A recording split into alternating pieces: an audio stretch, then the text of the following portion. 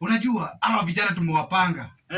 Hawa vijana sasa hivi tuko kadi. Kile kijana anasema tuko kadi sisi kama vijana tuko kadi. Hapana mzee. Yeah. Wewe ufai kusema tuko kadi. Hiyo sio yako. Hapana. Acha mambo yako. Hiyo ni slogan ya vijana mzee. Acha mambo yako bwana. Waachana na vijana waongee. Tuko kadi. You cannot say wewe. Kwani unaona mimi si kijana? Wewe ni mzee. Mimi nimeenda gym bana, nimetengeneza mwili nimerudi kijana, unaniambia mimi si kijana. Umeenda gym, si ndio? Umeenda gym. Acha mambo yako bwana. Mambo na jatu unaingia gym.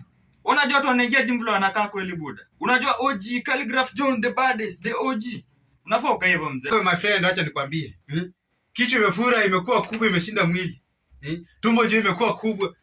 Enda gym. Unajua sasa tukisema sisi ni vijana tunaenda gym, tunarudi mwili na kuja inakuwa mzuri.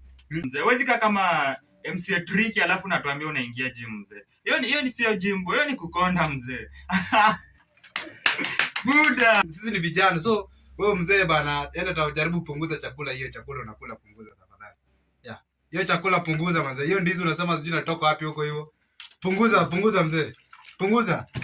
Kama hii ndio ndizi unanipatia inafanya mtu anafura kichwa, anakuwa na tumbo kubwa, anaanza kunyamba kwa mikutano akilala.